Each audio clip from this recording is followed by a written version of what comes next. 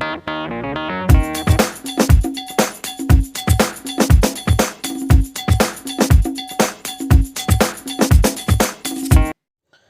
दोस्तों, कैसे हैं आप लोग।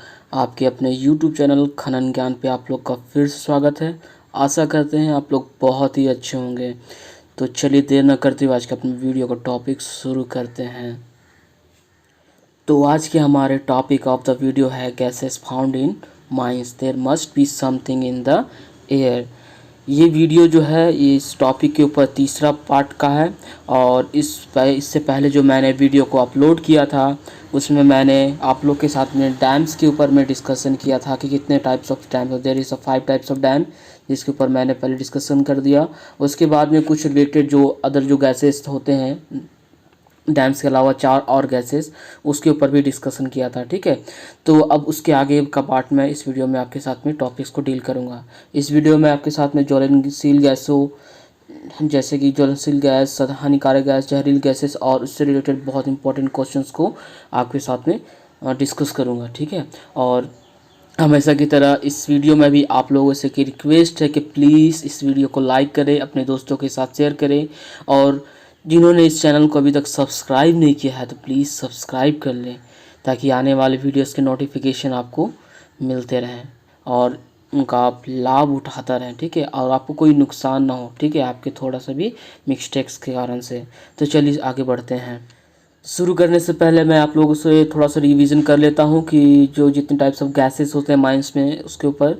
तो हम लोग जैसे बताया, मैंने आप लोग को बताया था कि माइंस में ऑक्सीजन, नाइट्रोजन और कार्बन डाइऑक्साइड के अलावा 9 प्रकार की गैसेस मिलती हैं, जिसमें 5 तरह के डैम्स होते हैं, जैसे कि fire dam, black dam, white dam, after dam और स्टिंग डैम। और इसके बाद में 4 और गैसेस जो हम लोग को मिलती हैं। ठीक है, और वो इस प्रकार है। पहला है जो सल्फर डाइऑक्साइड, दूसरा है आपका हाइड्रोजन गैस, तीसरा है गॉब स्टिंग, चौथा है नाइट्रस एवं खांसी गैस। ठीक है, अब मैं आप लोगों से इससे अलग जो गैसेस, जो कार्बन डाइऑक्साइड और ऑक्सीजन जो कुछ गैसेस है उनके बारे में डिस्कस करूंगा। ठीक है, तो चलिए उसके बारे में थोड़ा ज़्यादा जानते हैं। तो सबसे पहले हम लोग ऑक्सीजन गैस के बारे में पहले डिस्कस कर लेंगे, क्योंकि खान में पाई जाने वाली सबसे इम्पोर्टेंट गैस और हमारे जीवन के लिए सबसे ज़्यादा इम्पोर्टेंट गैस जो ऑक्सीजन ही होता है। तो इसके लिए बहुत सारे जो मतलब इम्पोर्टेंट जो क्वेश्चन हैं बनते हैं, इससे पॉइंट्स है रिलेटेड, वो मैं आपके साथ में डिस्कस करता हूँ। तो ऑक्सीजन का जो फॉर्मूला हम लोग जानते हैं कि होता है O2। ठीक है, और ये एज़ पर रेगुलेशन में अगर डिस्कस करा जाए, ठीक है, तो 153 नंबर रेगुलेशन जो है इससे रिलेटेड है। खान का वेंटिलेशन का स्तर होता है जो खान में जो है 19%। ठीक है, 19% से कम नहीं होना चाहिए कहीं पर। ठीक है, और 17% पे क्या होता है कि सेफ्टी लैम्प बुझ जाता है। ठीक है, और इससे जो रिलेटेड एक क्वेश्चन जो है, हवा में भार के अनुसार जो ऑक्सीजन की जो मात्रा होता है 23.15। ठीक है, भार के हिसाब से ध्यान रखें। ठीक है, उसके बाद जो आयतन के हिसाब से देखा जाए तो वह तो 20.93 होता है। ठीक है, तो ये दोनों पॉइंट्स को याद कर लेंगे। कभी भार के हिसाब से, कभी क्या होता है कि आयतन के हिसाब से पूछ लिया जाता है। आयतन मतलब बोलने का मतलब इंग्लिश में है वॉल्यूम, और भार मतलब वेट, बाई वेट। ठीक है, जो हमारे जो वातावरण में जो पाया जाता है गैस।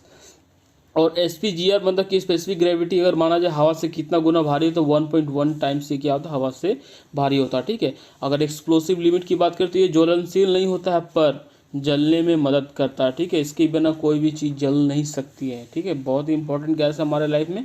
इफेक्ट ऑन ह्यूमन जीवन के लिए बहुत ही महत्वपूर्ण, इसलिए इसका प्राण वायु के नाम से भी आता है। GT बुक में ये लिखा हुआ है। ठीक है, और खून के साथ मिलकर यह क्या बनाता है, ऑक्सी हेमोग्लोबिन बनाता है।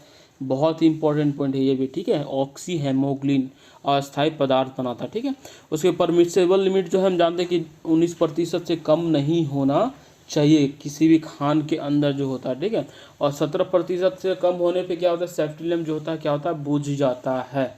अगर 1% की अगर मात्रा अगर ऑक्सीजन की घटती है तो क्या होता है, 25 से 30% जो है आपका सेफ्टी लैम्प का जो प्रकाश है वो क्या होता है, घट जाता है। ठीक है, इसके मुख्य गुण जानते हैं कि मुख्य गुण मनुष्य के सांस लेने के काम आता है, और जितने भी ऑक्सीडेशंस होते हैं खान में और बाहर कहीं भी, ये उनके साथ में रिएक्शन करता है, जलने में भी मदद करता है। ठीक है, कोई भी फ्यूल जब जलता है तो उसको जलने के लिए ऑक्सीजन का जरूरी होता है।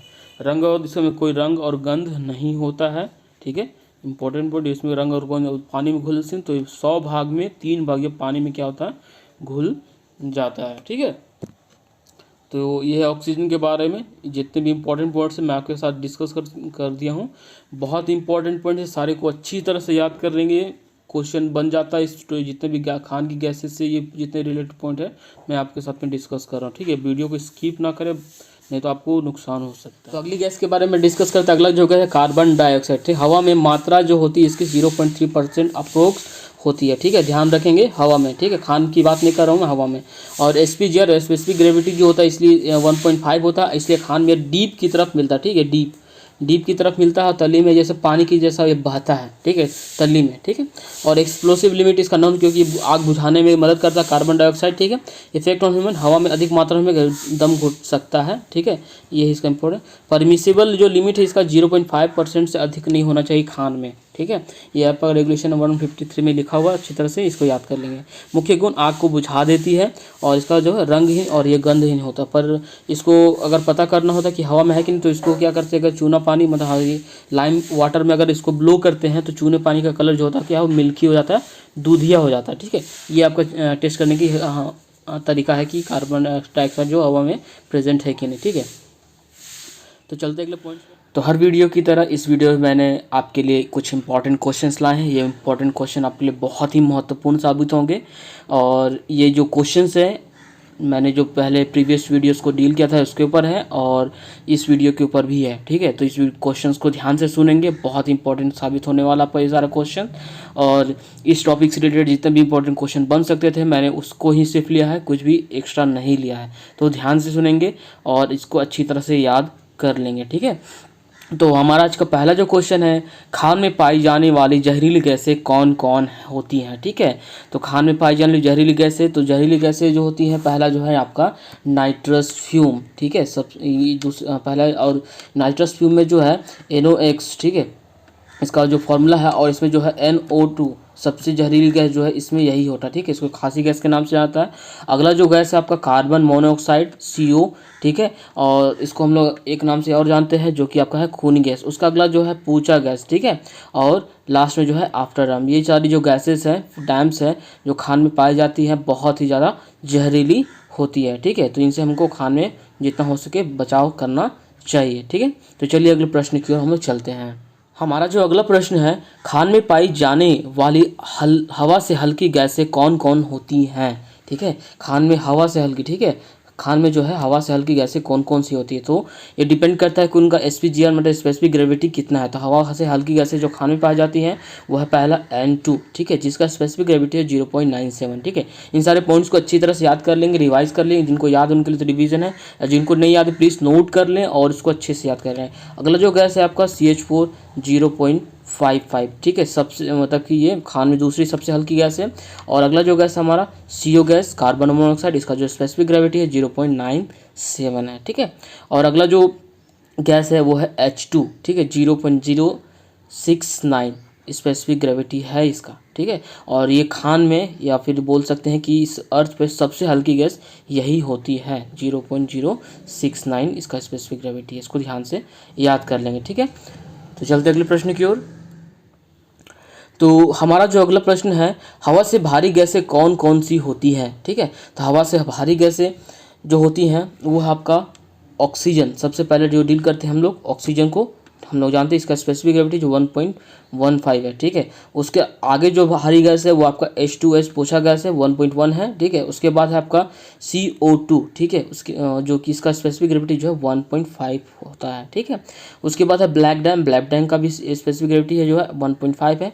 उसके बाद है नाइट्रस फ्यूम 1.59, ठीक है। ये सारी भारी गैसेस, ठीक है। और उसके बाद एक और जो गैस है जो सबसे भारी गैस होती है, इसमें मैंने नहीं लिखा है, वो आगे प्रश्न में आपके साथ में डील करूंगा, ठीक है। उसको ध्यान से सुनेंगे, मैं अगले प्रश्न में उसको डील करूंगा आपके साथ में। हवा में मतलब खान की हवा में जो ज्वलनशील गैसें जो पाई जाती है वो कौन कौन सी है और उनका एक्सप्लोसिव लिमिट क्या होता है, मैं इस क्वेश्चन में आपके साथ में डील करूंगा।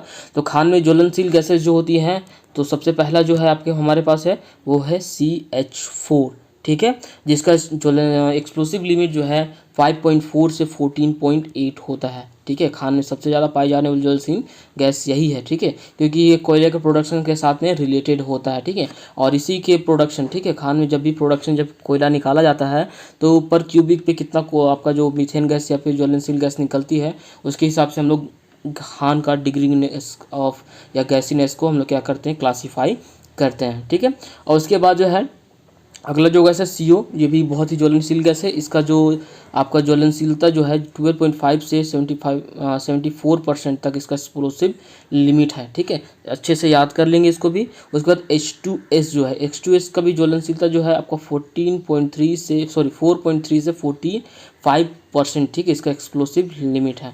अगला जो ज्वलनशील गैस है सबसे ज़्यादा यह है H2। ठीक है, H2 का जो ज्वलनशीलता जो है 4% से 75%। सबसे ज़्यादा एक्सप्लोसिव लिमिट जो है हाइड्रोजन का भी होता है। ठीक है, तो इसको याद करने का एक तरीका भी आपको मैं बताता हूँ कि हाइड्रोजन का जो एटॉमिक मास होता है वो क्या होता है, 2। और यहाँ पे क्या है, जो हाइड्रोजन जो 2 है तो इसको 2 से डिनोट करेंगे, यानी कि 2 से मल्टीप्लाई कर दिए, कितना हो गया 4।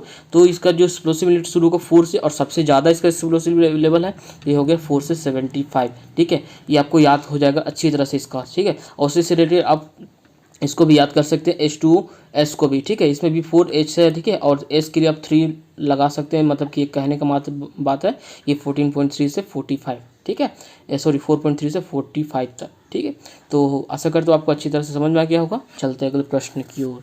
हमारा जो अगला प्रश्न है, खान में पाई जाने वाली सबसे हल्की गैस। जस्ट ऊपर में मैंने आपके साथ में डिस्कस कर दिया कि खान में पाई जाने सबसे हल्की गैस होता है क्या, H2। ठीक है, ध्यान रखेंगे H2, और इसका जो स्पेसिफिक ग्रेविटी क्या है 0.069 होता है। ठीक है, तो चलते हैं अगले प्रश्न की ओर।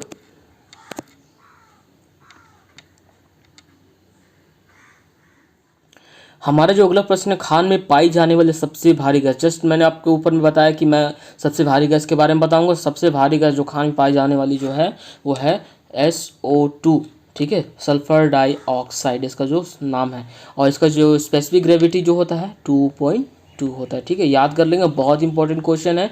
सारा जो क्वेश्चन जो चुन चुन करके मैंने आपके लिए लाया हूँ और स्पेशली बना करके लाया हूँ। सारे एक ही, मतलब कि बहुत सारे क्वेश्चन बन सकते थे, पर मैं आपका समय को ध्यान रखते हुए सारे क्वेश्चन को कॉन्सेंट्रेट करके एक ही क्वेश्चन में बहुत सारे क्वेश्चन को डिस्कस कर रहा हूँ। ठीक है, तो अच्छी तरह से उनको देखेंगे, याद कर लेंगे, जो पॉइंट्स आपको लगता है इंपॉर्टेंट उनको नोट डाउन करते जाएंगे। ठीक है, तो चलते अगले प्रश्न की ओर। हमारा जो अगला प्रश्न है ये रेगुलेशन से रिलेटेड है, इस पॉइंट से रिलेटेड था, इसलिए मैं पूछ रहा हूँ कि regulation number of standard of ventilation. ठीक है, स्टैंडर्ड ऑफ वेंटिलेशन का रेगुलेशन नंबर कितना है, तो इसका सही उत्तर क्या है 153। ठीक है, इसी के हिसाब से जो गैसेस जो माइंस में पाई जाती है उनका जो एक्सप्लोसिव लिमिट उनका जो लिमिट परमिसेबल लिमिट जो होता है उनको हम लोग लिखते हैं, और कौन सी गैसेस कितनी होनी चाहिए खान में, वो सारी चीज़ को डील करते हैं। ठीक है, और खान में कितनी हवा भेजी जानी चाहिए प्रति व्यक्ति या प्रति कोलेटन प्रोडक्शन पे, वो सारे उसमें डिस्कस किया हुआ। ठीक है, और ये रेगुलेशन बहुत ही इंपॉर्टेंट है, इससे एक क्वेश्चन जो हर एग्जाम में बन ही जाता है। ठीक है, तो इस रेगुलेशन को अच्छी तरह से पढ़ लेंगे और ये वीडियो को भी अच्छी तरह से देख लेंगे, तो ये आपका ये 2 से 3 मार्क्स जो होता है इस टॉपिक से रिलेटेड जो है और रेगुलेशन से लेकर के आपका आएगा ही आएगा, एकदम 100% आएगा। ठीक है, तो अच्छे से इसको याद कर लेंगे। ठीक है, तो हमारा जो अगला प्रश्न है, अंडरग्राउंड खान में किसी भी कार्यस्थल पर ऑक्सीजन की मात्रा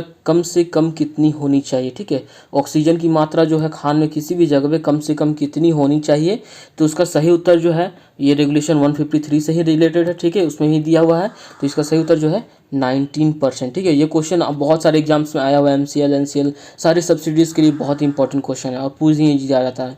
और ये जो अदर्स जो ऑप्शंस है उसको ध्यान में से सुन लेंगे। ठीक है, क्योंकि ये सारे ऑप्शंस भी है आपके लिए बहुत इंपॉर्टेंट। ठीक है, आपको ध्यान में, आपके समय को ध्यान में रखते हुए इसी क्वेश्चन में ऐसे ऑप्शन में रखा हूँ ताकि आपको अच्छे से याद हो जाए। तो पहला जो ऑप्शन है 420.93, ये आयतन के हिसाब से, ठीक है, आयतन के हिसाब से जो है हवा में एटमॉस्फेयर में जो है इसकी मात्रा जो होती है आयतन के हिसाब से 20.93। ठीक है, याद रखेंगे, ऊपर में मैंने डिस्कस किया है आयतन के हिसाब से।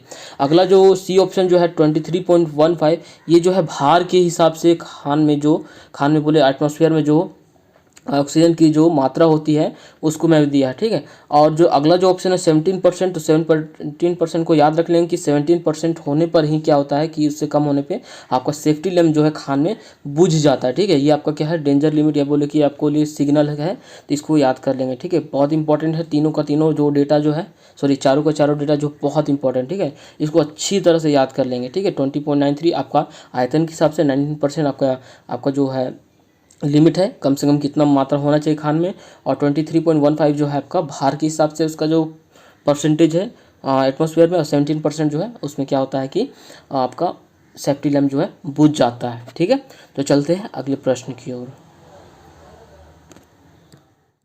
हमारा जो अगला प्रश्न है, खान में किसी भी मैन मैकेनिकल वेंटिलेटर को खान में किसी भी ओपनिंग से, यहाँ पे कुछ छूट चुका है थोड़ा टाइपिंग में मिस्टेक हुआ, कि खान में किसी भी ओपनिंग, ठीक है, ओपनिंग या खान का जो ओपनिंग होता है उससे ओपनिंग में, ठीक है, ओपनिंग से किसी भी मैन मैकेनिकल वेंटिलेटर का डिस्टेंस, दूरी जो होता है कम से कम कितनी होनी चाहिए, कम से कम जो है कितनी दूरी होनी चाहिए, ठीक है। तो उसको ध्यान रखेंगे, तो इसका सही उत्तर जो है ऑप्शन बी, ठीक है, 10 मीटर, ठीक है। बहुत ही इंपॉर्टेंट है, और इसका जो आपको मैं बता देता हूँ कि बहुत इंपॉर्टेंट क्वेश्चन है, ठीक है। और ये जो है आपका रेगुलेशन नंबर जो है 154 से रिलेटेड है, ठीक है। इसका रेगुलेशन अगर 154 आप देखेंगे तो उसमें आपको इसका आंसर जो है मिल जाएगा, ठीक है। खान में किसी भी ओपनिंग से किसी भी मैन मैकेनिकल वेंटिलेटर का दूरी कितना होना चाहिए, ठीक है। तो याद कर लेंगे। चलते हैं अगले प्रश्न की ओर।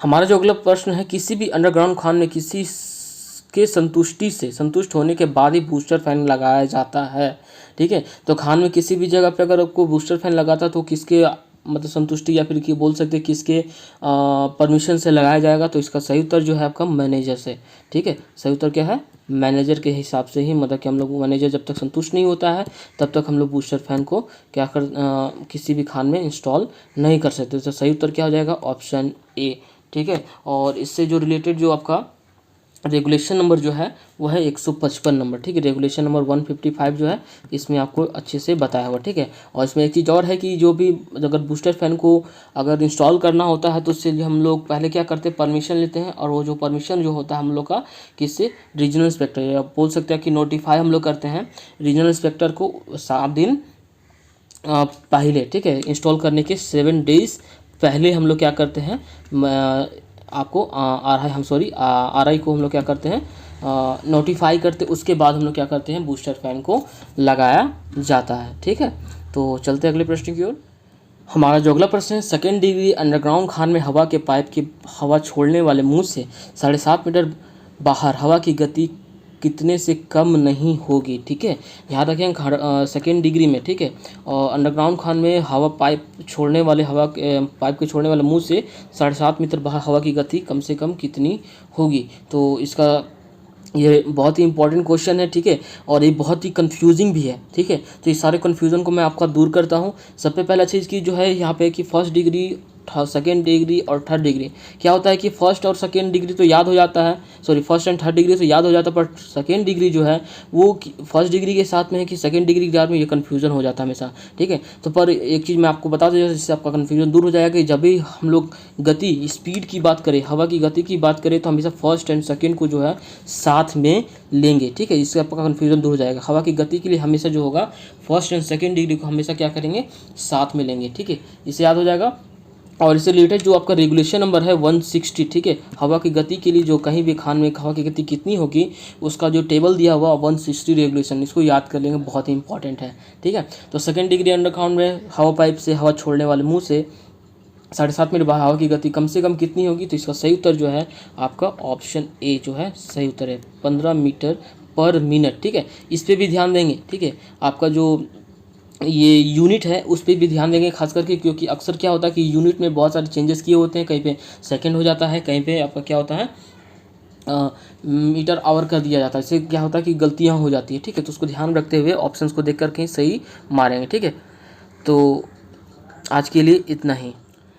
तो आशा करता हूँ आप लोग को ये वीडियो बहुत ही पसंद आया होगा और आपके लिए बहुत ही लाभकारी साबित हुआ होगा। और आप लोग से रिक्वेस्ट है कि वीडियो को अच्छी तरह से देख लीजिए, क्योंकि इस वीडियो से और इसके पहले जो 2 पार्ट है उनसे आपका 2 से 3 क्वेश्चन जरूर इंपॉर्टेंटली आ जाएगा, ठीक है। उसमें ध्यान को में रखते हुए उसको अच्छी तरह देख लें और जितने इंपॉर्टेंट पॉइंट्स उनको नोट कर लें, उनको याद कर लें, ठीक है। तो आज के लिए इतना ही। Thank you. Have a nice day.